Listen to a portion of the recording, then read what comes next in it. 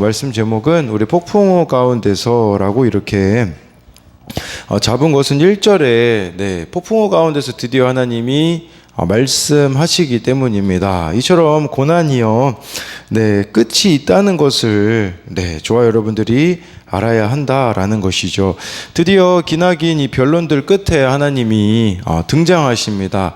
아마 이 상황이 욥에게는 한계 상황이 아니었겠습니까? 엘리후의 말에 욥이 대답이 없는 것은 그만큼 어떤 의미로는 지쳐 있다라는 의미라고 볼 수 있거든요. 정말 그 지치고 포기하고 싶은 그때에 욥에게 있어서 희망은 하나님을 직접 만나 하나님으로부터 대답을 듣는 거였잖아요.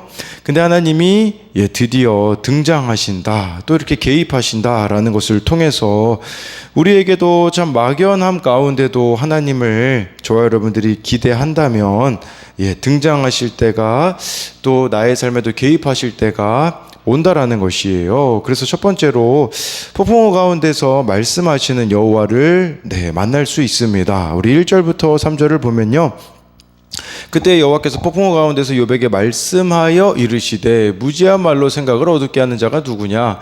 너는 대장부처럼 허리를 묶고 내가 내게 묻는 것을 대답할 지니라 라고 말씀해 주고 있어요. 1절 말씀해 보면요, 폭풍우 가운데서 말씀하셨다고 하거든요.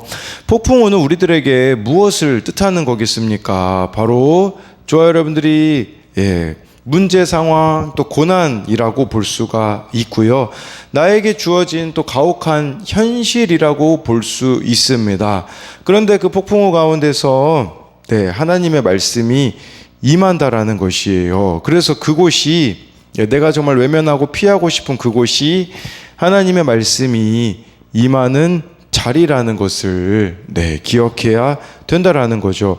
1절에서 좀 특이한 점이 있다면 하나님에 대해서 여호와라고 표현하고 있습니다. 왜냐하면 욥의 친구들이 하나님에 대해서 언급할 때는 그냥 일반적인 신을 뜻하는 엘로힘이라는 단어가 쓰였거든요. 그런데 여기 이 38장 1절에서는 여호와라고 이렇게 고백하고 있다라는 것은 바로 하나님은 신실하셔서 언약을 지키시는 분일 뿐만 아니라 정말 우리와 관계가 있는, 이 여호와라는 단어는 저와 여러분들이 하나님과 관계가 있을 때, 친밀할 때 쓰이는 단어일 수 있거든요. 정말 친밀하기를 원하시는 그 하나님의 바람이 바로 이 여호와라는 단어에 있다라는 것이에요. 2절에요, 하나님은 내가 누구이기에 이렇게 무지한 말로 하나님의 생각을 의심하느냐고 말씀하세요. 그래서 여기서 쓰인 이 생각이라는 단어는요, 욥의 친구들이 생각하는 그 인과응보의 원리보다 훨씬 넓은 개념입니다. 그러니까 이 생각은 창조세계에 가지고 있는 하나님의 뜻과 계획을 가리키는 것을 말합니다. 그러니까 욥아, 너 나의 계획을 제대로 알지 못하면서 왜 의심하냐라고 이렇게 하나님이 말씀하시는 거예요. 우리의 인생에도 마찬가지 아니겠습니까? 나를 향한 하나님의 계획이 분명히 있어요. 그런데 우리는 조그마한 나의 생각으로 나를 바라보고 있기 때문에 얼마나 많이 하나님에 대하여서 의심할 때가 있는가를 돌아보라는 것입니다. 그런 욥을 향해서 3절에 보면 하나님은 대장부처럼 허리를 묶으라고, 이제는 내가 말하는 것에 반대로 대답해 봐라. 욥이 얼마나 많은 물음을 던졌습니까? 이제 반대로 하나님이 역으로 욥에게 질문하세요. 그것은 얼마나 욥의 생각이 짧았는지를 드러내시는 것이라고 볼 수가 있어요. 그래서 대장부처럼 허리를 묶으라는 것은 마치 전쟁에 임하는 용사처럼 한번 싸울 준비를 대단히 해봐라. 이제 하나님과의 싸움을 해보자. 이제 이러는 거죠. 하나님의 공격을 대비해 보라는 거죠. 저는 이걸 보면서 이제 쭉 우리가 욥의 세 친구 욥, 또 엘리후의 변론들을 듣지 않았습니까? 장님이 코끼리 만지기라는 그 속담이 있어요. 그것은 뭐냐면요, 장님들이 이렇게 코끼리를 각자 다른 부위를 만지는 거죠. 그러면서 내가 만든 코끼리는 이런 모양이야 라고 자기가 만진 코끼리가 다 옳다라고 말하는 것인데요. 인간은 하나님의 그 큰 계획 중에 일부를 경험하고 있다는 것을 알아야 합니다. 지금까지 욥과 세 친구와 엘리후가 여러 가지 말로 논쟁을 벌였지만 이 모든 것이 사실 장린 코끼리 만지기에 불과했다라는 것이에요. 그렇기에 우리에게 필요한 것은 하나님에 대해서 우리가 다 안다는 척 하거나 또는 과거의 하나님을 그리워하는 사람들이 너무 많아요. 이것은 하나님의 계획을 믿지 못하는 사람들은 정말 과거에만 머물러 있는 사람들이 많거든요. 매일 폭풍우와 같은 우리 인생 가운데 말씀하신 하나님을 알아가야 합니다. 왜냐하면 하나님이 창조주시기 때문이에요. 4절부터 7절은 그걸 말하고 있거든요. 하나님이 창조하셨다라는 거예요. 4절부터 7절을 보면 내가 땅에 기초를 놓을 때 내가 어디 있었느냐, 내가 깨달아 알았거든 말할지니라. 누가 그것의 도량법을 정하였는지, 누가 그 줄을 그 위에 띄었는지 내가 아느냐. 그것의 주추는 무엇 위에 세웠으며 그 모퉁이 돌은 누가 놓았느냐. 그때의 새벽별들이 기뻐 노래하며 하나님의 아들들이 다 기뻐 소리 질러 느니라. 하나님이 창조주시다라는 것이에요. 그러면서 마치 창세기 1장에 천지 창조하실 때의 그 모습을 욥에게 가르쳐 주시는 것이에요. 이 천지 창조 어떻게 됐는지 욥 너 아냐? 이렇게 하나님이 물으시는 거죠. 이 욥 생각에는요, 하나님이 무질서한 분으로 보였거든요. 아니, 나에게 고난을 주시는 이 하나님은 분명히 무질서한 분일 거야 라는 생각을 했던 거죠. 근데 하나님은 창조 질서를 보여주시면서 바로 무질서한 하나님이 아니라는 것을 말해주고 있는 것이에요. 그러면서 5절에 도량법을 정했다, 그 줄을 그 위에 띄었다라는 것은 측량줄을 뜻하는 거거든요. 이 5절에는 측량줄. 그러니까 하나님은요, 세상을 이렇게 측량줄로 질서 있게 규칙에 따라서 창조하셨음을 이렇게 말씀해주고 있는 것이죠. 그러면서 7절에 이렇게 하나님의 창조하시는 모습을 보았던 새벽별들과 하나님의 아들들은 이 하나님이 완성하신 작품에 환호했다라는 것을 말씀해주고 있어요. 이것은 우리들에게 무엇을 말해주는 거겠습니까? 여러분, 아무리 세상 지식이, 세상 방식이 옳은 것 같고 내 생각이 옳은 것 같다고 할지라도요, 하나님의 창조 질서를 따르는 것만이 우리에게 진정한 자유를 준다는 것이에요. 제가 오늘 묵상한증은 청소년용을 좀 이렇게 가지고 왔는데, 어느 부모님이 쓰신 내 안에 들어온 말씀이라는 이 묵상한증에 보면요, 남편의 외도 사건이 나와요. 그래서 남편이 외도했으니 얼마나 이분이 마음이 힘들겠습니까? 그래서 이제 이런 방식으로 대처하는 거예요. 이혼 전문 변호사를 만나고요, 남편한테 이제 복수하기 위해서 맞바람을 피웠다고 해요. 그러면서도 교회와 소그룹 모임에 참석하자 어떤 일이 벌어지냐, 불륜 관계를 정리하고 이혼의 마음도 접게 하셨다고 합니다. 이게 바로 질서가 바로 잡혀가는 거 아니겠습니까? 근데요, 그러면서도 솔직한 마음이 거기에 이렇게 나와 있더라고요. 저는 여전히 악하고 교만하지만 제 안에 들어온 말씀이 제 마음을 변화시키는 것을 경험했습니다. 아직 100% 하나님을 신뢰하지 못하고 남편을 포기하고 싶을 때가 있습니다.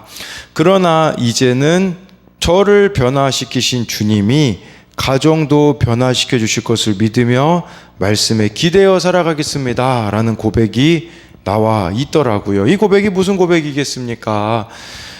바로 하나님의 질서를 신뢰하겠다라는 고백이 아니겠습니까? 그래서 이것에 대한 적용 질문도요, 하루를 무엇으로 시작합니까? 말씀 묵상으로 시작함으로 하루를 살아갈 힘이 하나님으로부터 옴을 고백합니까? 저와 여러분들이 하나님의 창조 질서를 따른다라는 것은요, 말씀을 따른다라는 거거든요. 근데 우리는 정말 하루하루 말씀이 있는 삶을 살고 있느냐라는 것을 뜻하는 것이고요. 두 번째는요, 나는 이해할 수 없는 고난 가운데 말씀으로 찾아오시는 하나님을 만난 경험이 있습니까? 정말 폭풍우 가운데 말씀하시는 그 하나님, 저와 여러분들이 그런 하나님을 만난 경험이 있는가라는 거겠죠. 두 번째로요, 이 폭풍우 가운데서 말씀하시는 여호와께서 정하신 한계와 위치가 있습니다. 8절부터 11절을 보면요, 하나님이 정하신 한계가 나옵니다. 바다가 그 모태에서 터져 나올 때에 문으로 그곳을 가둔 자가 누구냐? 그때에 내가 구름으로 그 옷을 만들고 흑암으로 그 강보를 만들고 한계를 정하여 문빗장을 지르고 이르기를 내가 여기까지 오고 더 넘어가지 못하리니 내 높은 파도가 여기서 그칠지니라 하였노라 라고 말씀해 주고 있어요. 이제는 하나님이 이 바다에 대하여서 말씀하고 계시는데요, 바다를요 하나님에게는 어린아이처럼 이렇게 비유하세요. 그 당시 사람들이 가지고 있었던 이 바다의 이미지는요, 혼돈, 또 질서를 파괴하는 것이 바다라고 생각을 했거든요. 근데 하나님은 그렇게 혼돈스럽고 사람들이 무서워하는 바다를 마치 아기를 다루듯이 다루시는 분이라는 것을 8절부터 11절은 말하고 있어요. 그러한 바다를 하나님이 다루고 계시다라는 것은 무슨 말이겠습니까? 바로 하나님은요, 우리 인생에도 혼란스러울 때가 있잖아요. 혼돈이 찾아올 때가 있지 않습니까? 그 혼돈을 방치하시는 분이 아니라는 것이에요. 그때 저와 여러분들이 필요한 것이 무엇이냐면 10절에 나와 있거든요. 한계를 정하여, 이 부분입니다. 하나님이 분명한 한계를 정하셨다라는 것이에요. 바다의 한계를 정하여서요, 이렇게 문빗장을 지르고 11절에 보면 파도가 넘어올 수 없는 선을 정하셨다라는 것이에요. 여러분, 이처럼 바다라는 것은요, 우리에게 찾아온 혼돈이라고 할 수 있는데 그것에 하나님이 한계를 정하셨다라는 것을 기억하셔야 된다라는 것이죠. 그러니까 이 한계를 정했다라는 게 무슨 말이겠습니까? 끝이 있다는 것을 말해주는 것이 아니겠습니까? 그래서 참 고난은 이렇게 동굴이 아니라 터널이라는 그 끝이 반드시 있다라는 거죠. 또 11절처럼요, 여기까지 오고 더 넘어가지 못하리니 라는 것은 이것은 하나님께서 이렇게 말씀하시고 개입하시는 때가 우리들에게 반드시 온다라는 것이에요. 그렇기 때문에 저와 여러분들에게 필요한 것은 무엇이겠습니까? 우리가 한계라고 느껴지는 그 한계 상황이 있잖아요. 이때 하나님을 떠나는 것이 아니라 여전한 방식으로 머물러 있어야 한다라는 것을 기억해야 됩니다. 제가 어느 목사님의 설교를 이번 주에 들었는데 그런 말씀을 하시더라고요. 하나님이 진짜 우리들에게 많은 복을 주시고 우리에게 허락하시고 싶은 많은 것들이 있대요. 근데 많은 사람들이 그 복을 누리지 못하는 이유, 받아 누리지 못하는 이유가 있대요. 왜 그러냐면 한계 상황 가운데 하나님을 의심하고 외면하고 떠나기 때문이라고 하더라고요. 저와 여러분에게 놓지 말아야 할 한계가 있습니다. 아까 그 말씀 묵상 간증에서 그분께는 불륜 관계를 정리하는 거, 이혼의 마음을 접는 것이 바로 지켜야 될 한계였다라는 거죠. 이처럼 말씀이 정한 한계에 나를 맞추는 것이 필요해요. 또한 하나님 앞에서 매 순간에 자신의 한계를 알아야 한다라는 것이에요. 마지막으로 12절부터 15절을 보면요, 이번에는 위치가 나와 있어요. 저와 여러분들이 지켜야 될 위치, 자리가 있다는 거죠. 내가 너의 날에 아침에게 명령하였느냐, 새벽에게 그 자리를 일러 주었느냐, 그것으로 땅 끝을 붙잡고 악한 자들을 그 땅에서 떨쳐버린 일이 있었느냐. 땅이 변하여 진흙에 인친 것 같이 되었고 그들은 옷같이 나타나되 악인에게는 그 빛이 차단되고 그들의 높이 든 팔이 꺾이느니라 라고 말씀해 주고 있어요. 네, 여기서는요, 매일 아침이 저절로 당연하게 찾아오는 게 아니라 하나님이 어둠을 몰아내시고 아침을 불러오시기에 가능합니다. 하다라는 것이에요. 이 모든 것을 하나님이 주관하시고 붙잡고 계시다라는 거죠. 예. 그래서 그러면서 이제 15절, 14절, 15절 말씀을 보면 네, 이렇게 악인도 하나님이 지금 다 이 욥에게는 하나님은 악인을 징벌하지 않는다라는 생각이 들었었잖아요. 그런데 악인조차도 하나님이 다 이렇게 다스리고 계시다라는 것이에요. 마치 가정주부가 매일 담요를 털어 먼지를 제거하듯이 하나님도 아침마다 땅에서 악인들을 털어버리심으로 땅을 새롭게 하신다라는 것을 이렇게 말씀해주고 있는 것이에요. 여러분, 그렇다면 우리들에게 필요한 것은 무엇이겠습니까? 우리의 삶에도 12절에 나와 있듯이 하나님이 정하신 자리가 있다라는 것이에요. 내가 지켜야 될 자리가 있다는 것이죠. 그러나 문제는 무엇입니까? 우리의 그 교만, 탐욕으로 하나님이 그으신 그 선을 넘고 우리의 자리가 아닌 것을 탐하는 데서 문제가 있다라는 것을 뜻한다고 볼 수가 있는 것이죠. 그러니까 저와 여러분들에게 그러니까 정해놓으신 한계와 이 위치, 자리가 있다라는 것을 기억하는 것이 우리들에게 필요하다라는 것을 볼 수가 있는 것이겠죠.